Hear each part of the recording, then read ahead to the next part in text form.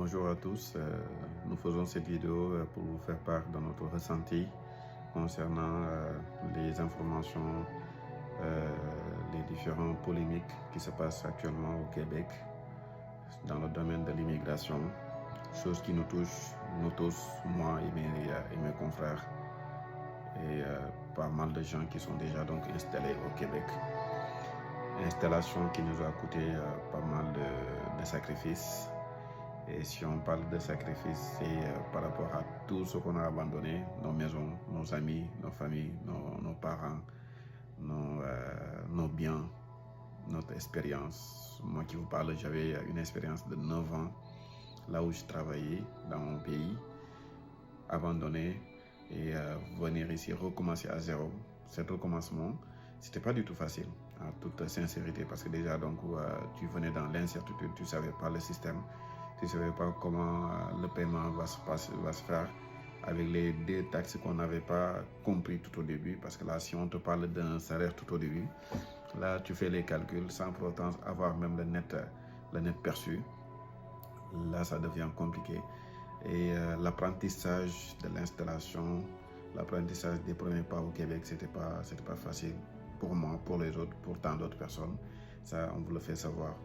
Alors, donc, lorsqu'on voulait venir au Québec, alors, donc, déjà, on a eu des propositions de contrats, pas mal de propositions, mais on ne mettait pas l'accent sur le fait juste de venir au Québec pour venir. Non, du tout.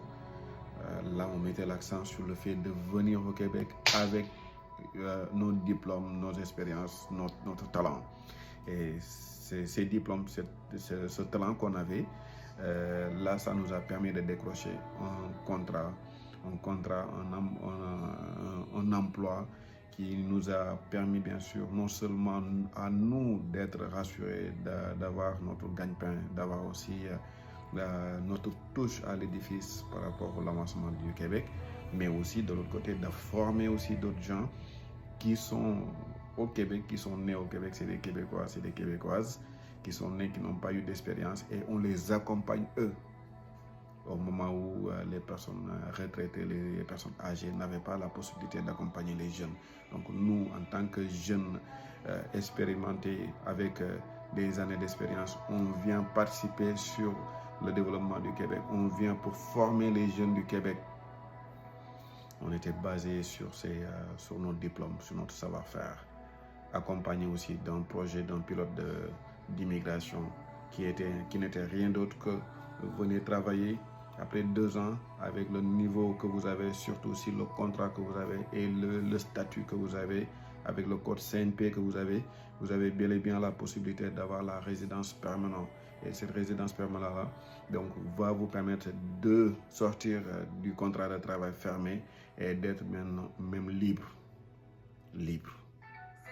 Et si on parle de liberté par rapport à ce contrat de travail, par rapport à cette résidence permanente, il y a bien sûr des conditions qui ont été mises sur place. Et ces conditions-là, moi et mes autres et les autres, que ce soit mes frères, mes sœurs, tout le monde qui avait bien sûr la qualification, le CNP, qui permettait d'être éligible sur le PEC, ils savaient bien sûr ces conditions-là, qui n'étaient rien d'autre que la maîtrise de la langue française, qui était primordiale, avoir des diplômes pour justifier déjà donc le pourquoi a été le pourquoi on vous a recruté pour occuper cette poste. Ça, c'était obligatoire. Avant même de parler du PEC aujourd'hui, je vais vous parler déjà donc de ces conditions déjà même de venir travailler. Obligatoirement, la personne devait avoir un CAQ, comme les étudiants, qui était un certificat d'acceptation du Québec. Certificat d'acceptation du Québec, qui montre nettement que c'est le Québec qui t'a sélectionné, qui t'a accepté. Mais non, si la personne a eu cette CAQ, prouve nettement que Québec il a été conscient que c'est une personne avec ses diplômes, c'est une personne qui vient occuper une poste de responsabilité. Donc, c'est quelqu'un qui doit être accepté par Québec. On ne les a pas poussés à accepter la personne. On ne les a pas poussés à accepter quelqu'un qui n'avait pas de niveau. ils ont étudié tous les paramètres pour permettre à la personne d'être sélectionnée, d'être acceptée. Maintenant, ce CAQ-là va permettre à Ottawa obligatoirement de donner le permis de travail, sans réflexion. Ottawa exercer automatiquement donc le permis de travail à la personne sélectionnée par le Québec. À ce moment-là, la personne se prépare, il commence à libérer tous ses biens, il commence à revoir les personnes qui sont déjà donc à son entourage pour pouvoir se déplacer. Il y a même des gens qui ont laissé leur famille là-bas, que ce soit leur épouse ou bien leur époux, avec ses enfants, et venir au Québec. Après 2 ans, ils attendaient déjà donc d'avoir la résidence permanente pour pouvoir faire venir leur famille. Là, on n'en disconvient pas. On sait déjà donc le report qu'ils ont fait pour les regroupements familiales jusqu'au mois de juin. On n'est pas encore arrivé à ce stade. Ces personnes, ils sont déjà sur place avec le CAQ qui se battent nuit et jour avec la neige, les cléments, avec aussi les moyens du bord sur le transport, avec aussi la solitude.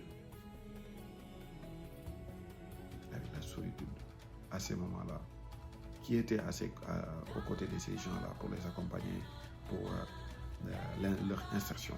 Personne. Il avait un programme bien déterminé, c'est de venir travailler le nombre d'heures, 40 heures par semaine au minimum, et là par la suite se faire bien sûr non seulement payer ses heures, et en plus de cela aussi déduire des taxes qu'il paye chaque salaire viré. Cette personne-là a participé. Cette personne-là a permis au Québec de renouveler sa génération. Si on parle de renouvellement de génération, la personne qui vient avec la maîtrise, avec le savoir-faire, avec aussi ses diplômes, il accompagne les jeunes qui souhaitent bien sûr s'intégrer sur la vie active, sur la vie professionnelle. On les accompagne, on les forme. On les permet bien sûr d'avoir un savoir-faire. Ces jeunes, que ce soit des jeunes québécois ou québécoises.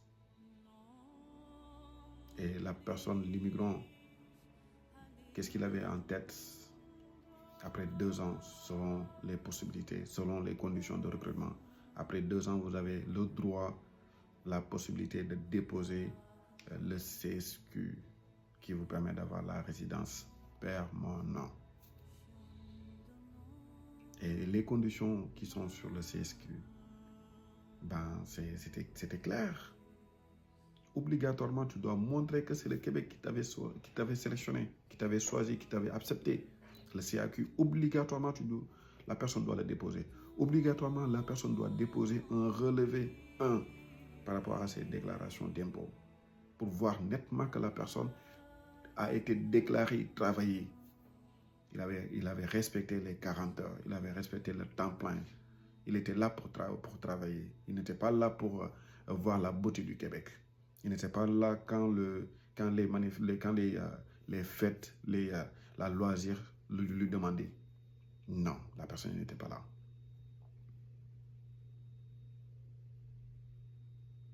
Et en plus de cela aussi, le niveau 7 était obligatoire. La personne devait prouver sa maîtrise de la langue française. Obligatoirement. Obligatoirement, la personne devait le prouver.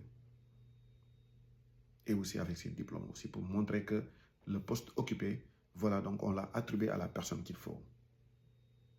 Et c'est le cas pour tout le monde. C'est le cas pour moi, c'est le cas pour tout le monde. Il n'y a pas une personne qui se voit attribuer la qualification du faire 0, 1, 2, 3, sans pour autant le justifier avec ses diplômes.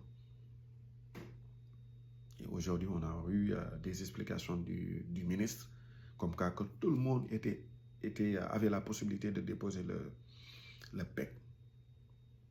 Pour quelqu'un qui a eu un permis de travail directement attribué par le fédéral Ottawa, qui n'a pas eu de CAQ, alors que le PEC exigeait donc que la personne fournisse le CAQ, est-ce que cette personne peut déposer ou pas? C'est une question que j'adresse à notre ministre, M. Roberge.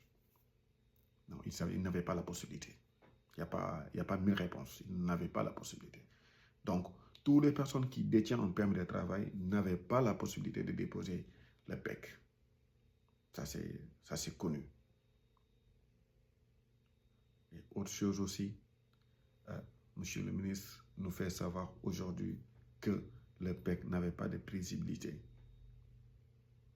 Mais parce que c'était clair, parce que c'était conçu, c'était bien blindé, tout le monde n'avait pas accès. Et chacun des gens qui sont ici, qui est considéré comme immigrant et qui travaille, qui participe, avait un projet de vie avec ses 2 ans, il a la possibilité de participer, de déposer le CSQ. Donc, nous demandons solennellement à M. le ministre de revoir un petit peu sa décision, d'accorder au minimum, s'il n'y a pas une possibilité de faire revenir ce fameux PEC, qui était l'un des meilleurs programmes qui a été signalé lors du consultation d'immigration. On a suivi toutes les discussions, toutes les vidéos, tous les intervenants. Comme quoi que voilà, donc que le ministre lui-même a fait passer, donc comme quoi que Ottawa lui exige, bon pas lui exige, mais plutôt lui recommande de prendre autant de personnes sur le programme d'expérience québécoise. Les entreprises, les écoles, tout le monde lui recommandait ça. Aujourd'hui, on ne peut pas, en tant que ministre, en tant qu'une personne, en tant que leader, on ne doute pas de sa capacité, on ne doute pas aussi de son expérience. Mais aujourd'hui, la meilleure façon de diriger, c'est d'accepter toutes les propositions et de voir parmi les meilleures pour pouvoir bien sûr prendre une décision de manière générale, mais pas de prendre une décision qui est vraiment personnelle. J'en suis conscient qu'il n'a pas pris une décision personnelle. J'en suis conscient. Je lui réserve donc le bénéfice du doute sur ça. Aujourd'hui, le PEC est en train de... l'abolition de cette PEC est en train de briser pas mal de foyers. Et si on parle de foyers brisés, on ne fait pas allusion donc, à une famille qui s'est retrouvée ici. On fait allusion donc déjà donc, à la personne qui est déjà ici, laissé sa famille en dehors du Québec et qui attendait juste les 2 ans pour pouvoir bien sûr faire venir sa famille. Là, c'est une famille brisée. Et loin de là aussi, des gens qui sont venus ici avec leur famille, leur femme ou le conjoint, avec leurs enfants, et qui n'ont pas la chance de renouveler leur permis, ils n'ont pas la chance de déposer aussi leur demande de CSQ via le PEC, et ils se voient brisés, ils se voient aussi obligés de retourner à leur pays d'origine pour recommencer à nouveau à zéro. Je ne vais pas terminer aussi sans pour autant dire quelques mots par rapport au renouvellement de permis de travail que le ministre nous fait savoir que Ottawa refuse de renouveler les permis de travail. De quel permis de travail il s'agit? Est-ce que c'est des permis de travail pour des gens qui ont eu des permis de travail fermés, par exemple? Parce qu'aujourd'hui, on n'apprend personne la décision que M. le ministre et Ottawa ont pris pour le renouvellement des permis de travail, que les entreprises doivent obligatoirement faire augmenter donc les salaires, de passer de 17, 20 ou 12 ou je ne sais pas donc le taux de recrutement tout au début, mais de passer à ce tarif-là, de passer donc à ce taux-là à 35 $. Quelle est l'entreprise qui va accepter ça? J'ai eu des amis qu'on a refusé donc le renouvellement de permis de travail. Dû à quoi? Du fait qu'ils exigent maintenant que l'entreprise augmente le seuil le seuil salarial pour 35 $. Alors, de quel permis de travail ce ministre parle alors? Il parle des permis de travail que Ottawa avait accordé à ces gens qui ont pu participer donc à des programmes pilotes de mobilité internationale. Est-ce que ce sont ces personnes-là qui parlent? Des personnes qui ont leur permis de travail directement par Ottawa?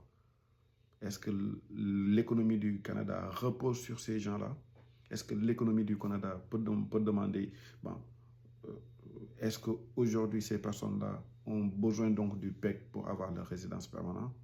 Du fait qu'ils n'avaient pas besoin d'avoir un contrat de travail pour venir au Canada. Ils n'avaient pas besoin d'avoir un CAQ pour venir au Canada. C'est des gens qui ont eu le permis de travail, qui sont ouverts et qui peuvent travailler dans n'importe quelle entreprise. Et c'est Ottawa qui doit renouveler leur permis de travail. Est-ce que le ministre parle de ces gens-là? Alors que nous qui ont été sélectionnés par le Québec, qui ont eu le CAQ, si on doit renouveler notre contrat de travail, non seulement on doit avoir à nouveau un CAQ, et ce CAQ-là, ils vont l'attribuer sous condition que l'entreprise nous recrute à nouveau pour 35 $. Ça, c'est de 1. De 2, il faudra que l'entreprise puisse avoir à nouveau le IMT, l'étude d'impact sur le marché du travail. Donc, de quel renouvellement de permis de travail le ministre nous fait part aujourd'hui? Tu ne peux pas le savoir. Donc, on demande solennellement à M. Robert, M. le ministre, de revoir un petit peu son plan d'immigration, surtout dans le volet du PEC, qui est un programme que tout le monde a salué et qui est un programme aussi qui a permis à pas mal de gens de se projeter pour un avenir meilleur. Ce n'est pas une chose que nous demandons de manière gratuite. Ce n'est pas une chose qui dépend seulement donc des immigrants. C'est une chose que les entreprises, les maires, les mairesses, tout le monde demande solennellement parce qu'ils voient l'avantage de ce programme. Ils voient l'importance de ce programme. Bon voilà, donc c'était ces petits mots qu'on voulait faire passer. J'espère que ça arrivera donc au destinataire, à M. le ministre, et on lui demande solennellement. Si on avait la chance d'être en face de lui poser pas mal de questions, parler avec lui faire savoir déjà donc tous les sacrifices qu'on a pu faire, on n'allait pas hésiter à le faire. Donc nous vous remercions et nous souhaitons que prochainement il y aura une très bonne nouvelle qui va se prononcer.